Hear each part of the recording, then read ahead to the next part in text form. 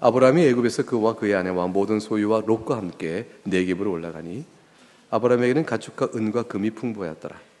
그가 네겝에서부터 길을 떠나 베델에 이르며 베델과 아이 사이 곧 전에 정막쳤던 곳에 이르니 그가 처음으로 제단을 쌓은 곳이라. 그가 거기서 여호와의 이름을 불렀더라. 아브라함이 일행 롯도 양과 소와 장막이 있으므로 그 땅이 그들이 동거하기에 넉넉하지 못하였으니 이는 그들의 소유가 많아서 동거할 수 없었음이니라. 그러므로 아브라함의 가축의 목자와 롯의 가축의 목자가 서로 다투고 또 가나안 사람과 브리스 사람도 그 땅에 거주하였는지라. 아브라함이 롯에게 이르되 우리는 한 친족이라. 나나 너나 내 목자나 너의 목자나 서로 다투게 하지 말자. 너희 앞에 온 땅이 있지 아니하냐. 나를 떠나가라. 네가 좌하면 나는 우하고 네가 우하면 나는 좌하리라. 이에 롯이 눈을 들어 요단 지역을 바라본즉 소알까지 온 땅의 물이 넉넉하니 여호와께서 소돔과 고모라를 멸하시기 전이었으므로 여호와의 동산 같고 애굽 땅과 같았더라. 그러므로 롯이 요단 온 지역을 택하고 동으로 옮기니 그들이 서로 떠난지라. 아브라함은 가나안 땅에 거주하였고 롯은 그 지역의 도시들에 머무르며 그 장막을 옮겨 소돔까지 이르렀더라. 소돔 사람은 여호와 앞에 악하며 큰 죄인이었더라. 롯이 아브라함을 떠난 후에 여호와께서 아브라함에게 이르시되 너는 눈을 들어 너 있는 곳에서 북쪽과 남쪽 그리고 동쪽과 서쪽을 바라보라. 보이는 땅을 내가 너와 너의 자손에게 주리니 영원히 이르리라. 내가 너의 자손이 땅의 티끌 같게 하리니 사람의 땅의 티끌을 능히 셀 수 있을진데 내 자손도 세리라. 너는 일어나 그 땅을 종과 횡으로 두루 다녀보라. 내가 그것을 너에게 주리라. 이에 아브라함이 장막을 옮겨 헤브론에 있는 마므레 상수리 수풀에 이르러 거주하며 거기서 여호와를 위하여 제단을 쌓았더라. 하나님의 말씀입니다. 하나님께 감사합니다. 이제 주의 말씀을 여러분에게도 전하도록 하겠습니다. 아브라함은 약속받은 것이 있었습니다. 땅을 주겠다 그랬고 큰 민족을 이루겠다 하셨고 그 이름이 존귀케 될 것이라는 약속을 주셨습니다. 그 약속을 받고 아브라함이 순종했죠. 본토 아비의 집을 떠납니다. 그래서 하란을 떠나서 가나안으로 옵니다. 근데 실제로 본토 아비의 집은 하란이 아니라 그보다 더 먼 곳인 갈대아 우르입니다. 갈대아 우르에서 있었던 아브라함의 조상들이 있었는데 그 아버지 데라가 어떤 일인지 갈대아 우르를 떠나서 가나안 땅 가겠다고 이주합니다. 어떤 이유는 성경 이유가 안 나와요. 그러니까 아브라함의 아버지 데라가 갈대아 우르를 떠나는 거예요. 데라도 본토 아비 집을 떠난 게 된 거죠. 그리고 하란으로 와서 머무릅니다. 하란에서 머문 다음에 데라가 200세 돼서 죽자 하나님이 나타나서 아브라함에게 가나안 땅으로 가라 그런 것입니다.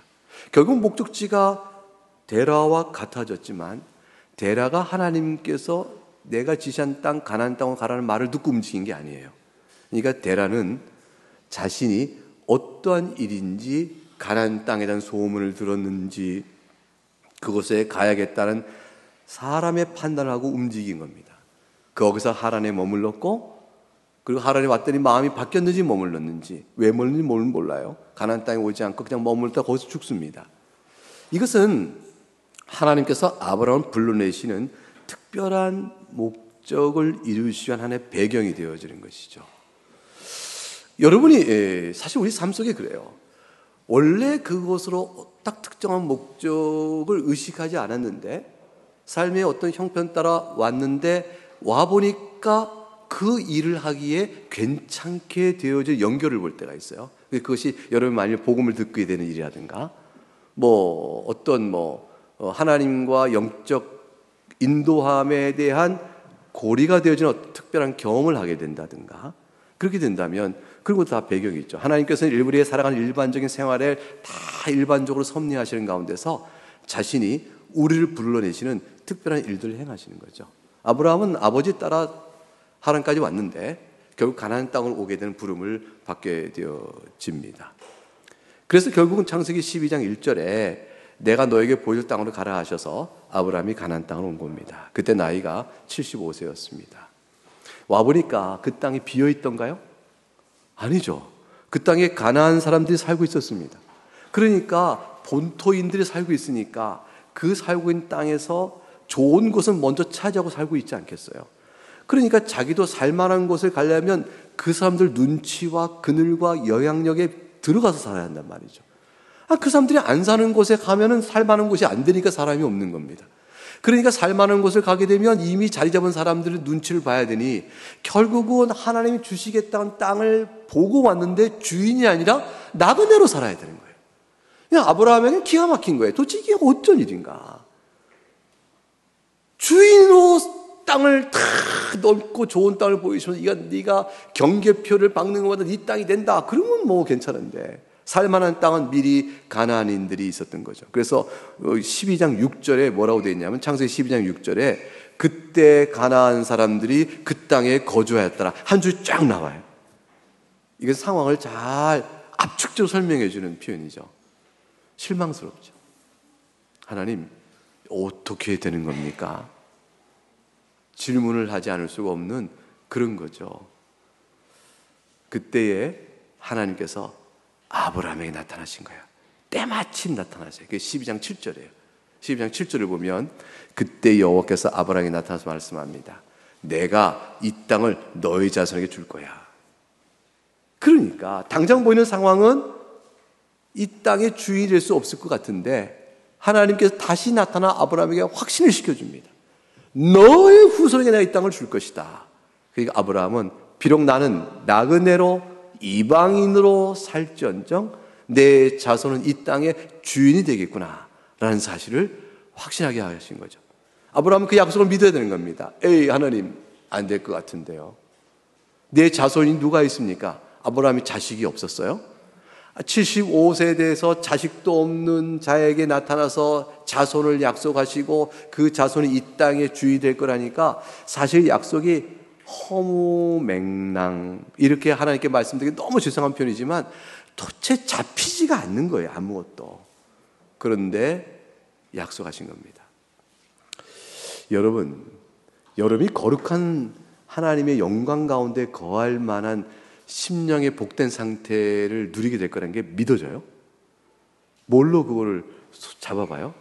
이렇게 우리가 살아가는 동안에 마음의 흩어짐, 죄로 인한 산만함, 스스로 자기에 대한 절망과 실망과 낙심, 인생 살아온 곳에 어떤 실패가 있을 때 그 실패가 한 기회가 돼서 인생 전체가 다 헛된 인생 산 것 같은 자기의 자책감 이런 게 막 들 때 도대체 내가 하나님의 영광 가운데 오리 없고 죄도 없고 깨끗하고 순결하며 기쁨으로 가득 찬 삶을 산다는 그 내 인생 상태를 그려볼 희망이 생기냐고요.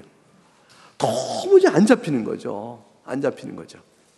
현실은 아무것도 잡히는 없는 약속을 주신 거죠. 그때는 네가 주를 본 것처럼 영광과 기쁨을 누리게 될 것이다.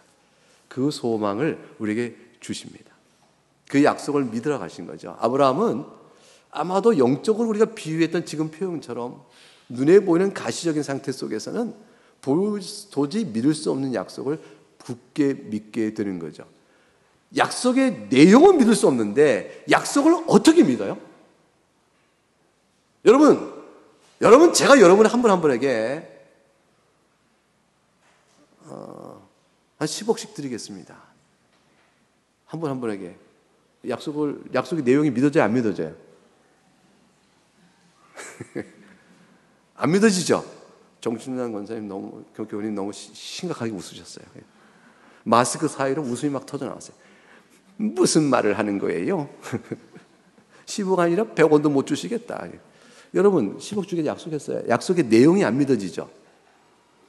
근데 이 약속을 믿고 누가 온다면 그 사람은 제정신일까 안 줄까요? 제정신이 아니죠. 왜냐하면 저에게는 그렇게 능력이 없으니까. 근데 하나님이 약속하시면 다른 거예요. 왜냐하면 아브라함의 약속의 내용은 안 잡혀요. 근데 그 약속을 믿을 수가 있어요. 왜 그렇죠? 약속하신 분 때문에 그런 거죠. 아브라함의 믿음은 바로 거기에 있어요. 그러니까 하나님의 약속하신 것을 반드시 지키는 신실한 분, 그리고 그분의 능력, 그분을 믿으니 약속의 내용이 아무리 멀리 있다 할지라도, 아무리 잡을 만한 근거가 없더라도 믿는 겁니다. 이삭을 제물로 바치는 것이 그랬던 것이고, 사라에게 사라의 몸에서 너의 자손을 줄 거라는 말이 바로 그런 것이죠. 여러분, 예수 그리스도를 믿고 하나님 나라를 바라보는 사람은요, 인생 중에 그 약속 믿는 사람이에요. 주님 다시 오신다. 내 영혼이 이 땅에 산 다음에 부활을 믿는 거예요. 내가 이 땅 사는 동안 내 인생이 어떤 인생을 살든지 간에 내가 이 땅 삶을 마친 그 후에 내 영혼을 영광 중에 주님께서 받으실 거야. 그 믿는 거예요. 옆에 있는 친구는, 야, 그 영광 어딨냐? 세상의 영광이 영광이지 그게 보이지 않는 영광이 무슨 영광이냐? 너 예수님 잘 믿고 네가 살아온 인생 꼬라지 봐라.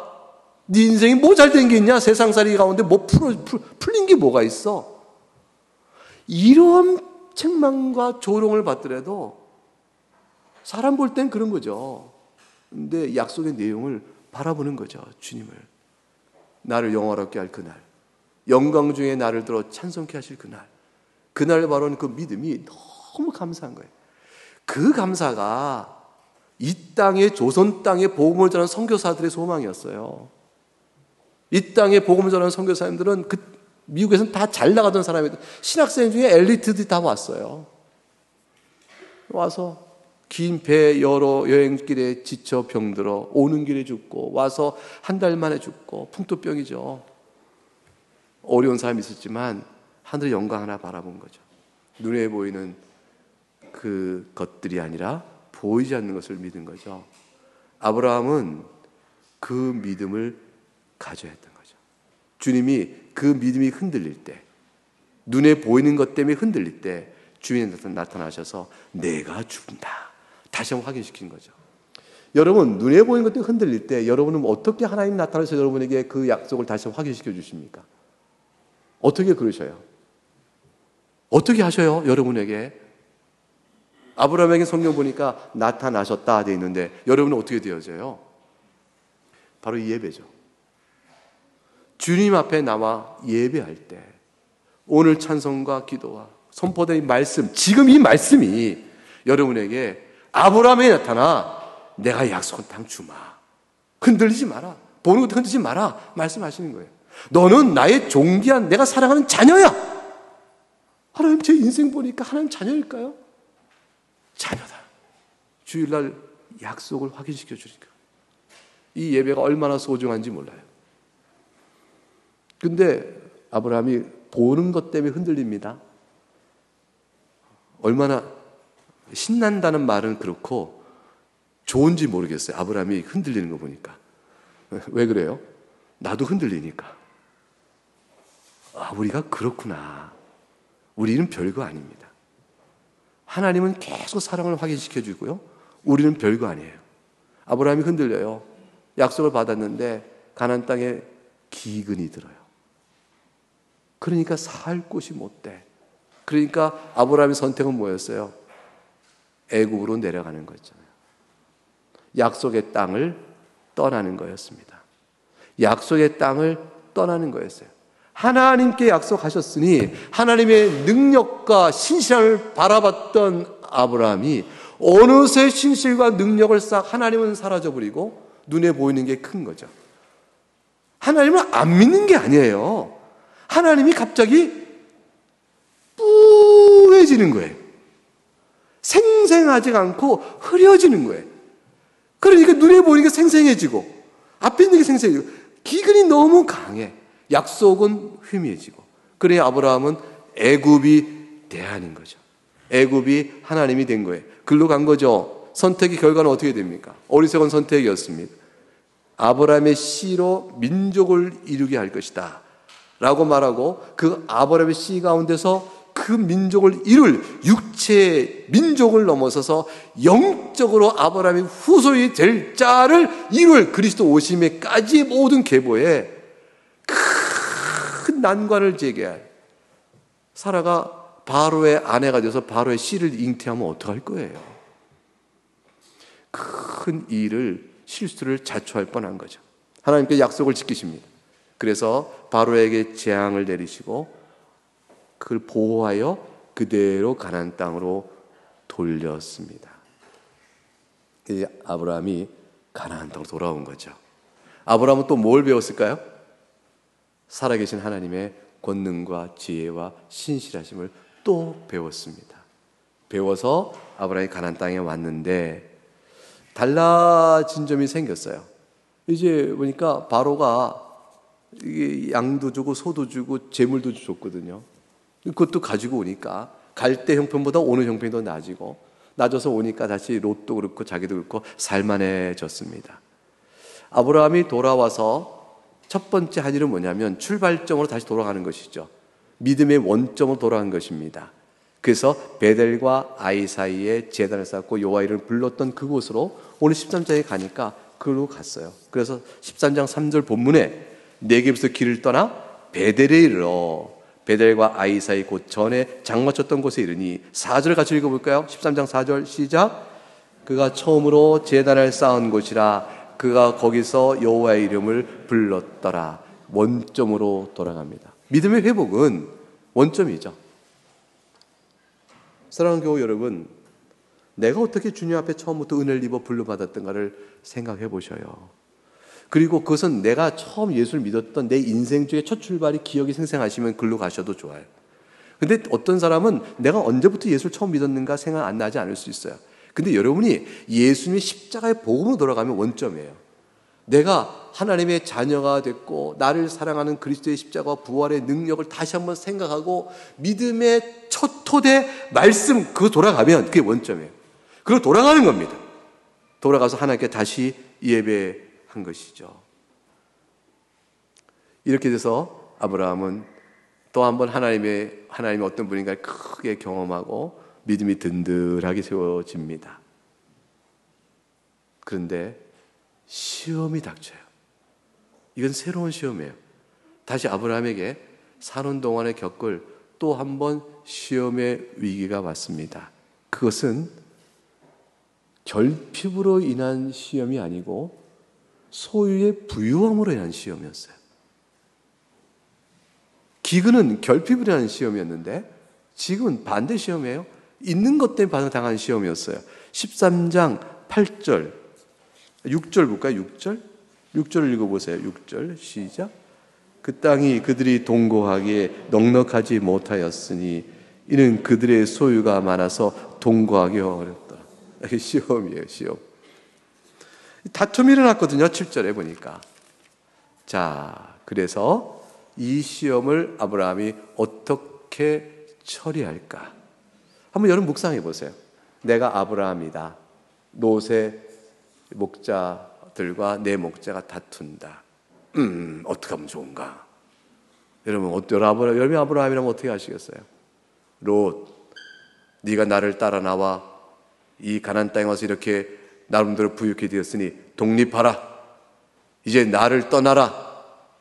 내 지경에서 떠나라 하고 롯을 보내지 않겠어요? 네 갈 길 찾아가라 이제. 근데 아브라함이 그러지 않는 거죠. 그러지 아니하고 다투지 아니하고 8절에 보니까 이렇게 얘기합니다. 8절 시작.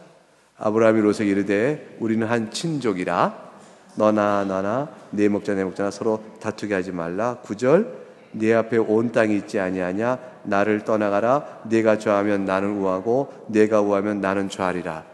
떠나가라 했는데 이 떠나가는 것은 나는 여기에 둥지 틀고 좋은 곳에 있기 때문에 네가 더 멀리 가서 찾을 거 찾으라는 뜻이 아니고 네가 좌하면 우하면 좌하라니까 떠나가라가 뭐예요? 우리가 좀 떨어져 살아야겠다는 뜻이에요.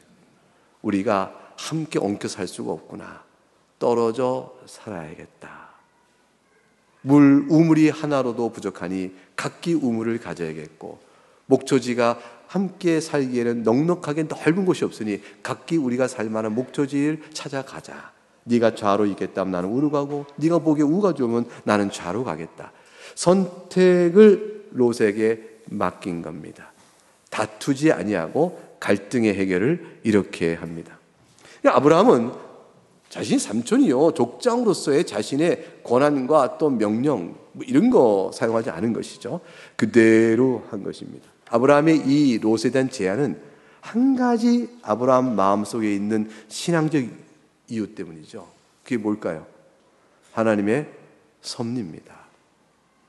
하나님께서 강한 섭리로 나를 이끄실 것이다. 내가 허물을 범했을 때라도 하나님께서 보호하셨던 손길로 애굽에서 나를 안전하게 돌아오게 하셨는데, 이제 이곳에서 이 좋은 일이 하나님께 자네나 나에게 복을 주신 거 아니냐. 이 복을 주시는 하나님께서 우리를 인도하실 강한 손길이 있으니 롯, 네가 좌하면 내가 우하면 되고, 네가 우하면 내가 좌하면 되는 거 아니겠느냐. 지금까지 산 것도 주님의 은혜일진데 주님께서 주신 것을 가지고 그걸 누리고 움켜쥐고 그것을 더 많이 갖겠다고 너와 내가 다투겠느냐라는 것이죠. 그래서 하나님 손길에 맡기는 것입니다. 사도 바울이 빌립보서 4장 11절과 12절에 내가 궁핍함으로 말하는 것이 아니라 어떤 형편에서든지 나는 자족하길 배웠느니 내가 비천에 처할 줄도 알고 풍부에 처할 줄도 알아 모든 일 곧 배부름과 배고픔과 풍부와 궁핍에도 처할 줄 아는 일체 비결을 배웠노라. 아브라함은 지금 자족의 마음을 배운 거예요. 네가 좌하면 내가 우하고 내가 우하면 좌하겠다. 아브라함이 믿음의 큰 은혜를 잊고 여기까지 자라왔습니다. 롯이라면 어떻게 해야 되겠어요, 여러분? 롯이라면. 삼촌, 하나님께서 우리를 가나안 땅으로 인도하시고 애굽에 갔을 때도 이렇게 보호하신 손길을 제가 똑똑히 보았습니다. 하나님 우리와 함께 계시니 약속의 땅 가나안 땅 어디를 떠나 어디를 가겠습니까? 삼촌이 좋은 곳이 있으면 이 약속의 땅에 부르신 주께서 우리를 또한 삼촌에게 약속하신 복이 나도 그 그늘 안에 복을 누리고 있으니 삼촌이 먼저 하셔요. 그러면 제가 그 뒤에 그늘 안에서 이렇게 적당한 곳으로 택하겠습니다. 적어도 제가 가나안 땅은 떠날 수 없습니다. 이렇게 말하는 것이 지혜로운 롯이겠죠. 근데 참 이상합니다. 약속을 직접 받은 아브라함은 믿음의 연단과 받아가면서 성장하는데 그 곁에 있던 롯은 남의 일처럼 여겨지는 것이죠. 그래서 가족 가운데 믿음의 사람으로 살아가는 변화를 보면서도 야, 예수 믿으니까 괜찮네. 저분은 왜 예수를 그렇게 믿느냐. 우리 가족 가운데 그런 사람을 보더라도요, 그 형제가 또 그 아내나 남편이 예수 믿으니까 따라오는 데는 또 다른 일이 필요한 거예요. 하나님의 은혜가 필요해요. 롯이 아브라함처럼 되는 데는 시간이 필요했습니다. 롯은 아브라함을 따라가지 않아요. 롯의 선택은 하나님을 잊어버린 선택으로 갑니다. 롯은 오직 다툼의 이유요, 아브라함과 분리될 이유가 결국 물과 목초에 있었기 때문에 그거를 해결하는 것 자체로만 눈길이 가 있습니다. 이거는요 굉장히 자연스러운 일이에요. 당신과 나의 다툼이 이 물 때문이잖아요. 목초 때문이죠. 근데 목초가 물이 있는 곳을 제가 가면 해결이 되겠네요. 그거 하나를 보고 해결한 것은 사실 사람이 볼 때는요 완벽한 해결이고 사람이 볼 때는 지혜로운 해결입니다. 근데 우리는 한 가지 더 생각할 게 있어요. 더 중요한 게, 더 앞선 게 있어요. 그게 뭐냐면 하나님이에요.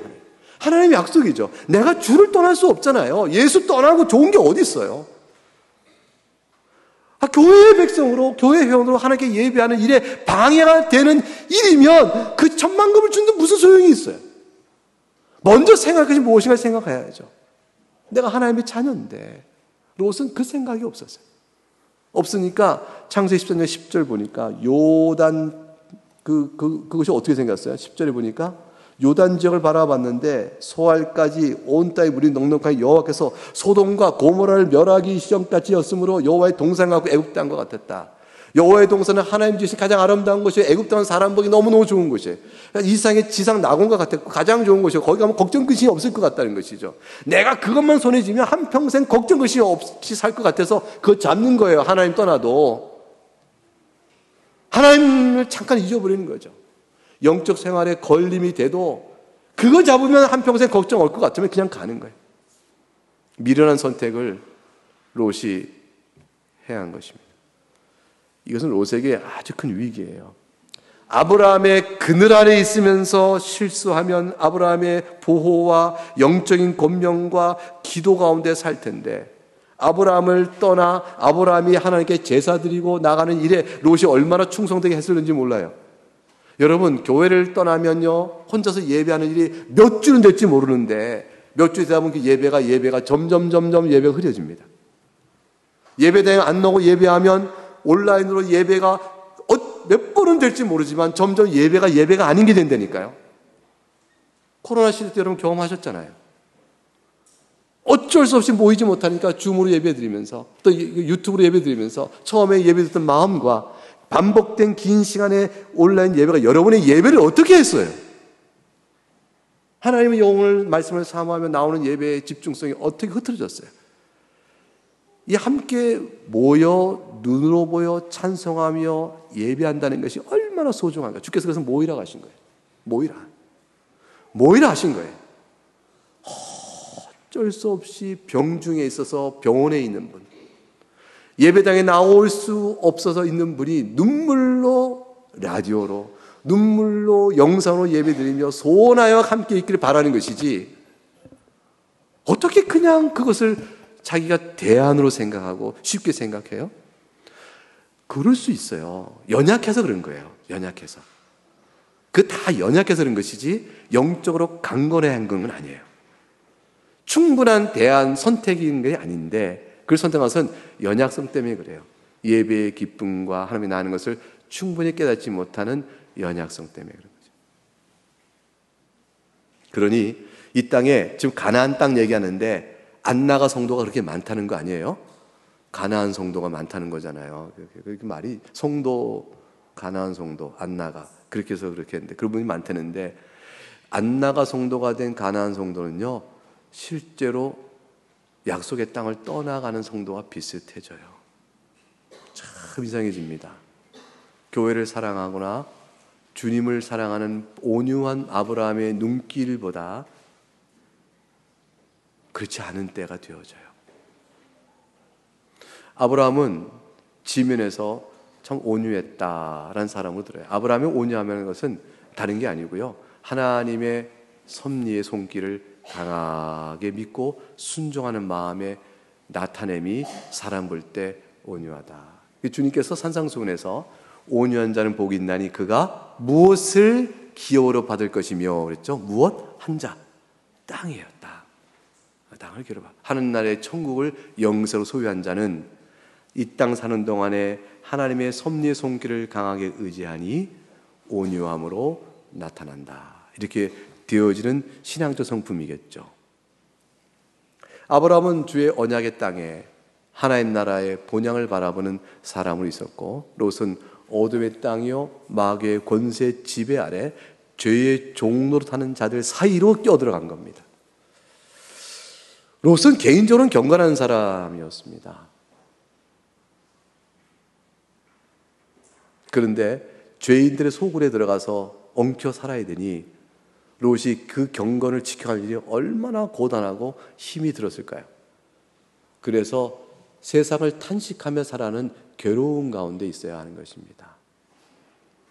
롯이 제물로 그곳에서 얻은 것이 얼마나 그를 기쁘게 하는지 모르지만 그 소돔 땅의 죄악의 모습이 경건한 롯의 탄식으로 다가오는 영적인 고통과 아픔은 그 즐거움과 기쁨을 다 빼앗아 버렸을 겁니다. 다 지워버렸을 거예요. 세상 자랑, 헛되고 영적으로 침울해지는 삶을 사는 거죠. 롯이 의지할 영적 벗이 거기서 어디 있었겠어요? 기도하고 싶을 때, 상한 심령을 의지할 때 어디서 찾았겠어요? 아무도 없잖아요. 그럼 자기 아내, 자기 자녀들밖에 없을 텐데, 신앙이 보니까 나지 롯이 소돔을 멸하실 때 가다가 롯을 돌아보다가 소금기둥 된 분 아니에요. 그러니까 뭐예요? 롯의 아내가 적절치 않았다. 롯은 아내를 그렇게 신앙이 든든한 사람이 아니었어요. 의지할 곳 없는 외롭고 그 중에 살아야 했다. 그렇게 좋게 산 것은 아니죠. 세상에 있는 모든 것이 육신의 정욕이요 안목의 정욕이 이생의 자랑이라 했고, 이 세상도 그 정욕도 지나간다 했으니 오직 하나님 뜻을 행하는 이는 영원히 거한다는 이 말씀을 롯이 마음속에서 가졌어야 했습니다. 뜨거운 물에 개구리 집어넣으면 발짝 튀어나오는데 찬물에 개구리 집어넣고 데우면 아주 맛있게 요리될 때까지, 저는 뭐 개구리 먹지 않습니다만은 그것도 굉장히 좋은 요리라고 그러더라고요. 어릴 때는 잡아서 먹었다니 저는 먹을 기회가 없었습니다. 근데 그럴 때까지 잘 얌전하게 삶아진다고 그러죠. 경건이란 건 그런 것입니다. 말씀을 늘 가까이 하고 하루에 일정한 시간에도 기도하고 하나님을 기억하는 시간을 우리가 전혀 안 하고 그냥 일상 속의 괴로움과 고민과 어렵잖아요, 사는 일이. 그러니까 그것 때문에 막 다 뺏기고 일주일 내내 끌려 살다가 주일날 겨우 시간 맞춰 예배에 나오면 예배하는 가운데도 번민과 괴로움이 있어요. 예배를 집중을 못하고 하늘의 신령한 만나를 충분히 공급받지 못하고 다시 지친 채 돌아갑니다. 신앙길을 통하여 위로와 격려와 하나님 동해의 맛을 볼 수 있는 길잡이를 못 잡고 지나가는 거죠. 매일 아침에 또는 자기가 정한 시간에 매일 성경 20분이면 되는 시간을라도 같이 마음을 두고 그 자기 기도 시간을 다만 5분이라도 10분이라도 갖는 사람, 그렇게 하루하루를 지내며 사는 사람은 하나님을 늘 생각하잖아요. 예수 그리스도의 은혜를 생각하잖아요. 주일 나오는 걸음이 훨씬 가볍고 같은 예배 속에 받는 은혜의 길이 다릅니다. 이거 세상 말로 해볼까요? 고기는 어떤 사람이 먹죠? 몰라요? 오늘 고기 먹는데 고기도 먹어본 사람이 먹죠. 또 하나가 있어요. 술도 마셔본 사람이 마셔요. 은혜도 은혜를 아는 사람이 알아요. 말씀의 달콤함도 읽은 사람이 아는 거예요. 예배의 기쁨도 마음을 열고 주를 은혜를 삼하는 사람이 아는 거예요. 얼마나 많은 사람들이 예배 중에 왔다가 자다 그냥 가요. 아무 소리가 안 들려요. 은혜에 대해서는 어떤 맛도 모르는 사람이었고 그걸 삼하는 마음도 없기 때문이죠. 그 자에게는 예배 출석이 신자를 억압하는 종교적 의무일 뿐이죠. 아이들에게 신앙을 가르친다는 것은 예배의 기쁨을 알려주는 거예요. 엄마 아빠는 예배하는 걸 참 사랑해.